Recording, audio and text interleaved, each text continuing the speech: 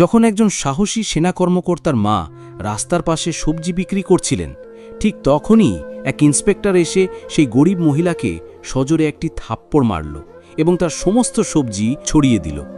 সবজিগুলো রাস্তায় পড়ে গেল। ঠিক সেই সময়ে একজন ব্যক্তি এই দৃশ্যটি তার মোবাইলে রেকর্ড করে সোশ্যাল মিডিয়া আপলোড করে দিল। দেখতে দেখতেই এই ভিডিওটি শহর জুড়ে ভাইরাল হয়ে গেল এবং এই ভিডিওটি সেই সেনা কর্মকর্তার মোবাইল পর্যন্ত পৌঁছে গেল। মায়ের সাথে দুর্ব্যবহার দেখে তার রক্ত টকবক করে উঠল। এরপর সেই সেনা কর্মকর্তা সেই ইন্সপেক্টরের সাথে এমন কিছু করল যে শুধু থানা নয়, পুরো শহর কেঁপে উঠল। ভোরের সময়টা ছিল, হালকা ঠান্ডা বাতাস শহরের গলিগুলো দিয়ে বয়ে যাচ্ছিল এবং আকাশে কিছু মেঘ ভেসে বেড়াচ্ছিল। শকিলা বেবি, যিনি এই বয়সেও পরিশ্রম থেকে পিছিয়ে যেতেন না, আজও তার মাথার ওপর সবজিতে ভরা ঝুড়ি নিয়ে ঘর থেকে বেরিয়েছিলেন। তার মুখে ছিল ক্লান্তির ছাপ, তবে চোখে ছিল আশার আলো। আশা ছিল আজকে রোজগার থেকে ঘরের খরচ মিটে যাবে। ওদিকে তার মেয়ে আলিনা, যিনি সীমান্তের ওপারে দেশের সুরক্ষায় ব্যস্ত ছিলেন, এটাই ভাবছিলেন যে তার মা এখন নিশ্চিন্তে জীবন কাটাচ্ছেন। কিন্তু কে জানত যে সেই সকালে শহরের রাস্তায় এমন কিছু ঘটতে চলেছে যা শুধু এক মায়ের সম্মান নয়, বরং এক মেয়ের আত্মাকেও নাড়িয়ে দেবে। শকিলা বিবি বাজারের কাছে পৌঁছেতেই তিনি রাস্তার পাশে একটি পরিষ্কার জায়গা দেখে সবজি বিক্রি করার জন্য তার ঝুড়ি নামালেন। মুখে ছিল নিষ্পাপ হাসি, হৃদয়ে ছিল দোয়া যে আজকের সবজিগুলো দ্রুত বিক্রি হয়ে যাবে। ঠিক তখনই হঠাৎ রাগে চিৎকার করার আওয়াজ এলো। কি করছো? মাঝ রাস্তায় সবজি সাজিয়ে রেখেছ? মাথা খারাপ নাকি? এই আওয়াজ ছিল ইন্সপেক্টর মহেশ চন্দ্রের। তার চেহারা রাগে লাল ছিল, চোখে ছিল স্বৈরাচারী ভয় আর হাতে লাঠি। একটি শব্দও না বলে ইন্সপেক্টর শকিলা বিবির গালে সজোরে একটি থাপ্পড় মারল।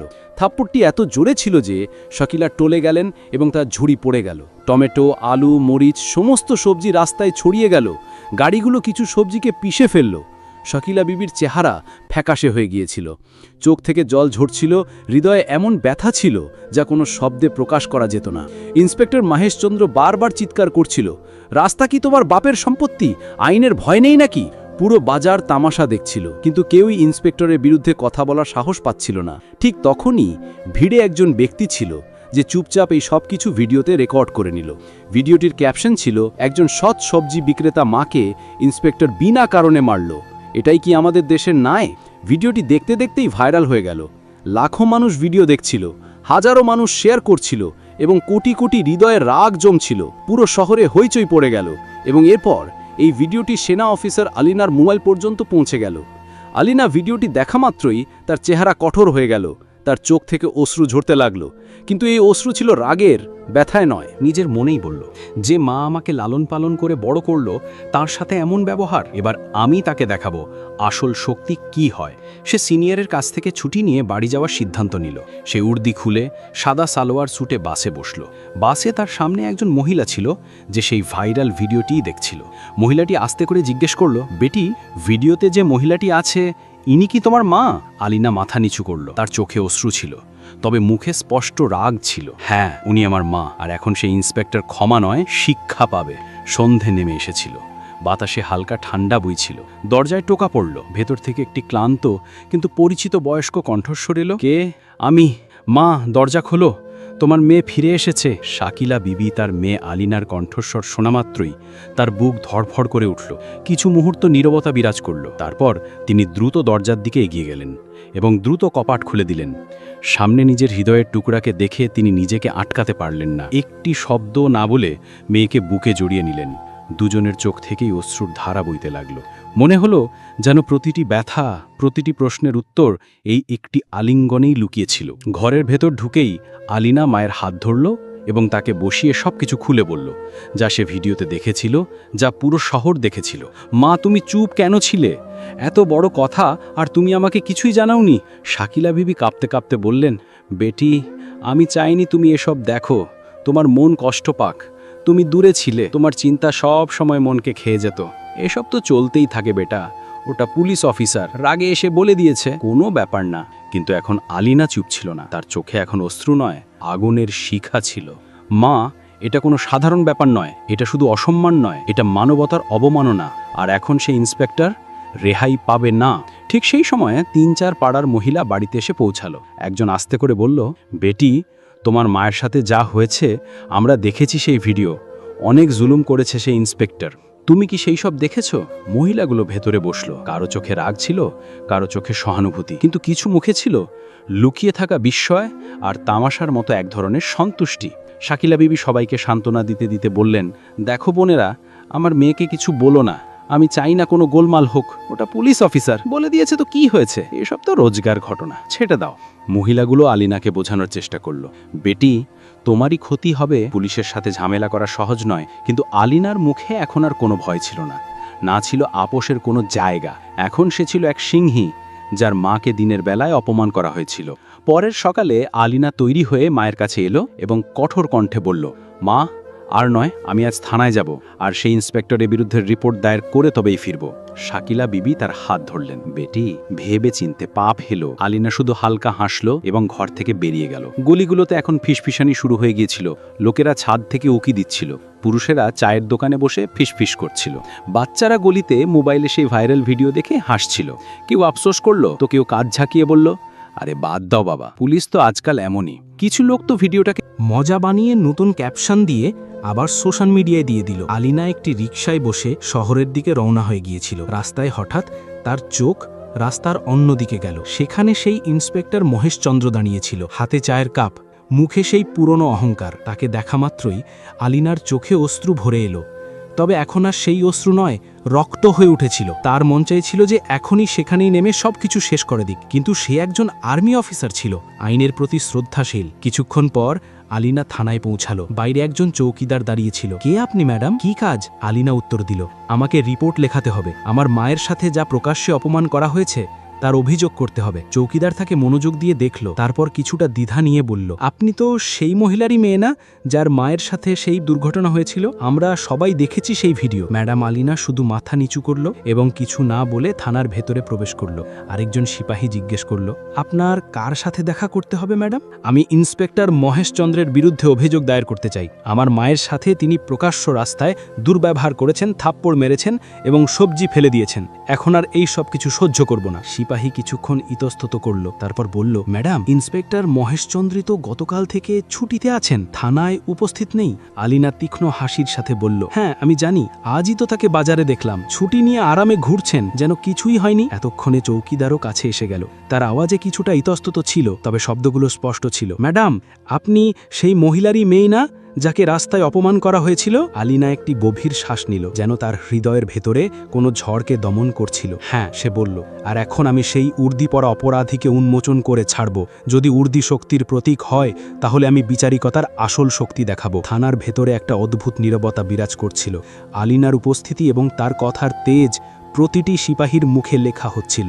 একটা মায়ের সাথে, একজন বিধবা মহিলার সাথে যা কিছু হয়েছে, তাতে আপনারা সবাই নীরব কেন ছিলেন? তার কণ্ঠের রাগ ছিল, ব্যথা ছিল এবং একটি পুরুষতান্ত্রিক ব্যবস্থার সাথে লড়াই করার সাহসও ছিল। একজন হাবিলদার লজ্জায় মাথা নিচু করল এবং ধীর কণ্ঠে বলল, ম্যাডাম, সেই সময় আমি উপস্থিত ছিলাম না। দ্বিতীয় সিপাহী যোগ করে বলল, আমরা কি করতে পারতাম ম্যাডাম? ইন্সপেক্টরকে থামানোর সাহস আমাদের ছিল না। ঠিক সেই সময় থানার পিছনের দরজা থেকে এসও সামির ভিতরে প্রবেশ করলেন। তার পদক্ষেপে দৃঢ়তা ছিল, মুখে ছিল গাম্ভীর্য। তিনি খবর পেয়েছিলেন যে থানায় কোনো উচ্চপদস্থ কর্মকর্তা এসেছেন। তার নজর আলিনার উপর পড়তেই তিনি বিনয়ের সাথে বললেন, ম্যাডাম, আমি জানি আপনি কেন এখানে এসেছেন, কিন্তু প্রথমে এটি বলুন যে আপনি কোন বিভাগ থেকে এসেছেন। কোনো সরকারি পরিচয়পত্র? আলিনা ব্যাগ থেকে আইডি কার্ড বের করল এবং টেবিলে রাখল। সামির কার্ডটি দেখল এবং সঙ্গে সঙ্গে উঠে সালাম করল। ম্যাডাম, যদি আপনি অনুমতি দেন, তাহলে আমরা ইন্সপেক্টর মহেশচন্দ্রের বিরুদ্ধে সঙ্গে সঙ্গে আইনানুগ ব্যবস্থা নিতে পারি। আপনি শুধু আদেশ দিন। আলিনা স্থির হয়ে বলল, আমার ব্যবস্থা চাই, তবে শুধু কাগজে নয়। যেভাবে আমার মাকে সবার সামনে অপদস্থ করা হয়েছে, আমিও ইন্সপেক্টরকে জনগণের সামনে ক্ষমা চাওয়াতে চাইব। তার উর্দি খুলিয়ে দেব, যাতে এটা একটা উদাহরণ হয়ে যায় যে ক্ষমতার অপব্যবহার এখন আর চলবে না। সমীর কোনো বিতর্ক ছাড়াই মাথা নিচু করল। যেমন আপনি আদেশ করবেন ম্যাডাম। তিনি সঙ্গে সঙ্গে একটি ফাইল আনালেন, সমস্ত কাগজপত্র প্রস্তুত করালেন এবং রিপোর্ট দায়ের হয়ে গেল। আলিনা তার কার্ড ব্যাগে রাখলো এবং থানা থেকে বেরিয়ে পড়ল, সরাসরি সেই বাজারের দিকে যেখানেই আগুন জ্বলেছিল। এখন দিনের আলো ম্লান হয়ে গিয়েছিল, সূর্য অস্ত যাওয়ার পথে ছিল এবং বাতাসে যেন ক্লান্তি মিশে গিয়েছিল। সেই বাজার, সেই গলি যেখানে শাকিলা বিবি সবজি বিক্রি করতেন সবকিছু তেমনই ছিল। হালিমা প্রতিটি দোকান, প্রতিটি মোড়ে লোকদের জিজ্ঞেস করছিল, আপনি কি সেই দৃশ্য নিজে চোখে দেখেছিলেন? আপনি কি জানেন সেই ভিডিওটি কে বানিয়েছিল? কেউ কি আছে যে সাক্ষ্য দিতে পারে? কিন্তু উত্তরে শুধু নীরবতা ছিল। কিছু লোক চোখ সরিয়ে নিল, কিছু লোক মিথ্যে অজুহাত দিল, আমরা তো সেখানে ছিলমই না। আলিনার হৃদয়ে হালকা হতাশা বাসা বাঁধল। যে অধিকারের জন্য সে লড়ছিল, এখন সেই অধিকারের সাক্ষ্য দিতেই লোকেরা পিছিয়ে যাচ্ছিল। ঠিক তখনই হঠাৎ একটি দুর্বল ছিপছিপে 18 বছরের ছেলে তার কাছে এলো। মুখে ছিল ইতস্তত ভাব, তবে চোখে ছিল সত্যের আলো। ম্যাডাম জি, আমার নাম হাসিম, সেই ভিডিওটা আমিই বানিয়েছিলাম। আলিনা চমকে উঠল। তুমি? হ্যাঁ, আমার উদ্দেশ্য কাউকে লজ্জিত করা ছিল না, কিন্তু যখন ইন্সপেক্টর মহেশচন্দ্র আপনার মাকে থাপ্পড় মারল এবং সবজিগুলো ফেলে দিল, তখন আমার মনে আগুন জ্বলে উঠল। থাকতে পারলাম না। ঠিক তখনই ভিডিওটি বানালাম এবং সোশ্যাল মিডিয়ায় দিয়ে দিলাম। আলিনার চোখে কোমলতা নেমে এলো। তোমার কাছে কি সেই ভিডিওটা আছে? আসল কোনো এডিটিং ছাড়া? হাসিম সঙ্গে সঙ্গে পকেট থেকে মোবাইল বের করলো, ভিডিওটি খুললো এবং স্ক্রিন আলিনার সামনে ধরলো। আলিনা সেই দৃশ্যটি দেখলো। তুমি কি এই ভিডিওটা আমাকে পাঠাতে পারো? আলিনা জিজ্ঞেস করলো। হ্যাঁ, এক্ষুনি পাঠিয়ে দিচ্ছি। তবে ম্যাডাম জি, যদি কোনো বিপদ হয় তাহলে আমার নাম বলবেন না। আলিনা তার কাঁধে হাত রাখলো। তুমি যা করেছো তা প্রশংসনীয়। সত্যের সাথে থাকা কখনো দুর্বলতা হয় না। আমি প্রতিশ্রুতি দিচ্ছি তোমার পরিচয় সুরক্ষিত থাকবে। ভিডিওটি পাওয়া মাত্রই আলিনা তদন্তের ষড়যন্ত্র শুরু করলো। ব্যাগ থেকে ল্যাপটপ বের করলো এবং একটি নতুন ফোল্ডার বানালো, ইনসাফকে লিয়ে সবুত নামে। প্রথম ফাইলে সেই আসল অমানবিক এবং নির্মম দৃশ্যের ভিডিওটি রাখলো। দ্বিতীয়টিতে ইন্সপেক্টর মহেশচন্দ্রের বিরুদ্ধে রিপোর্ট যা থানা থেকে পাওয়া গিয়েছিল। তৃতীয় ফাইলে তার নিজের লেখা প্রশ্নগুলো, সেই প্রশ্নগুলো যা এখন পুরো শহরকে জিজ্ঞেস করা হবে। শহরের পরিবেশ এখন আরও গম্ভীর হয়ে উঠেছিল।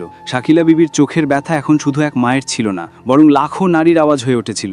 ভিডিওটি ভাইরাল হওয়ার সাথে সাথেই হইচই শুধু সোশ্যাল মিডিয়া পর্যন্ত সীমাবদ্ধ ছিল না, বরং পুরো পুলিশ বিভাগে চাঞ্চল্য ছড়িয়ে পড়েছিল। আলিনা সেই ভিডিও, রিপোর্টের কপি এবং সমস্ত প্রমাণ একটি ইমেলের মাধ্যমে পুলিশ কমিশনার, ডিসিপি সাহেব এবং মানব অধিকার কমিশনকে পাঠিয়ে দিল। এই ভিডিওতে যা দেখা গেল তা কেবল অমানবিকতা ছিল না, বরং সরকারের ক্ষমতার অপব্যবহার এবং একজন নির্যাতিতা মহিলার অবমাননা ছিল। 3 দিন পর শহরের সবচেয়ে বড় পুলিশ সদর দপ্তর একটি জরুরি মিটিং ডাকা হলো। পুলিশ কমিশনার, ডিসিপি এবং মহিলা কমিশনের চেয়ারপারসন উপস্থিত ছিলেন। কমিশনার রিপোর্টের ফাইলটি উঠালেন এবং কঠোর কণ্ঠে বললেন, ইন্সপেক্টর মহেশচন্দ্র তার পদমর্যাদার চরম অপব্যবহার করেছেন। এই বিষয়টি শুধু বিভাগীয় শৃঙ্খলার নয়, বরং মানবাধিকারের প্রকাশ্য লঙ্ঘন। এই মামলাটি সরাসরি আদালতে যাবে। ডিসিপি সম্মতি জানালেন। এর অভ্যন্তরীণ তদন্ত দ্রুত শুরু করা হোক এবং তাকে তাৎক্ষণিক প্রভাব থেকে সাসপেন্ড করা হোক। সেই সন্ধ্যায় শহরের সমস্ত সংবাদপত্র এবং নিউজ চ্যানেলগুলোতে ব্রেকিং নিউজ চলল। রাস্তায় মহিলার সাথে দুর্ব্যবহারকারী ইন্সপেক্টর মহেশচন্দ্র সাসপেন্ড, বিভাগীয় তদন্ত শুরু, মামলা দায়ের। ওদিকে শাকিলা বিবি তার ঠেলা গাড়িতে বসেছিলেন। পাড়ার কিছু মহিলা কাছে এলো। একজন চুপচাপ মোবাইল তার দিকে বাড়ালো। তিনি সেই হেডলাইন দেখলেন, চোখ ভরে এলো। পাশে দাঁড়িয়ে থাকা আলিনা হাসল না, শুধু মাথা নিচু করে বলল,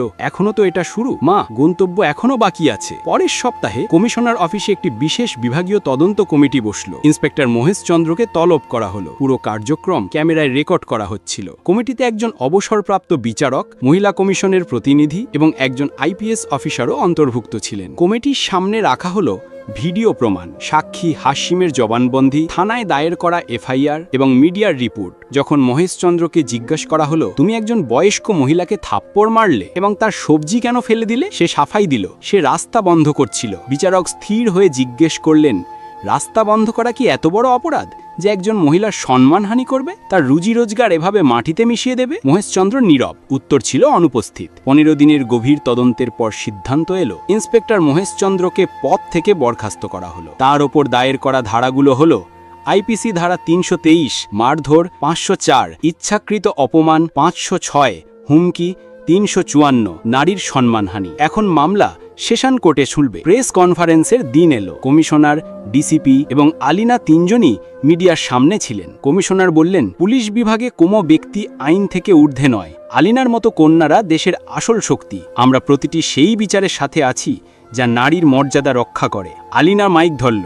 আমার মায়ের চোখে যে অশ্রু ছিল, এখন তা লাখো নারীর আওয়াজ হয়ে উঠেছে। বিচার এখন শুধু কাগজে নয়, বাস্তবে পরিণত হয়েছে। 1 মাস পর শাকিলা বিবি এখন আর রাস্তার ধারে নয়, একটি ছোট কিন্তু পাকা দোকানে বসেন। তার চোখে প্রশান্তি এবং ঠোঁটে দোয়া। হাসিম, যে এক সময় একজন সাধারণ ছেলে ছিল, এখন একটি স্থানীয় মিডিয়া চ্যানেলের রিপোর্টার হয়ে উঠেছে। আর আলিনা, সে এখনও সেনাবাহিনীতে আছে, তবে এখন তার নামের সাথে একটি নতুন উপাধি যুক্ত হয়েছে, দেশের রক্ষাকর্ত্রী এবং ন্যায়ের প্রতীক। বন্ধুরা, যদি এই গল্পটি আপনার মন ছুঁয়ে গিয়ে থাকে তাহলে এই ভিডিওটি লাইক করুন, শেয়ার করুন এবং চ্যানেলটি সাবস্ক্রাইব করতে ভুলবেন না। আপনার মন্তব্যে জানান আপনিও কি আলিনার মতো মানুষের পাশে আছেন? কারণ যখন সত্য কথা বলে তখন জগৎ শোনে।